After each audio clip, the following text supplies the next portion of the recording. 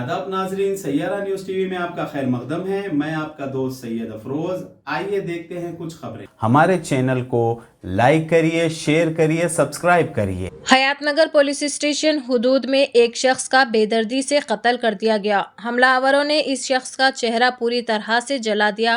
इत्तला मिलने पर पुलिस ने मौके पर पहुंचकर नाश को पोस्टमार्टम के लिए दवाखाना मुंतकिल कर दिया। एक केस दर्ज करते हुए मजीद तहकीकात भी शुरू कर दी है।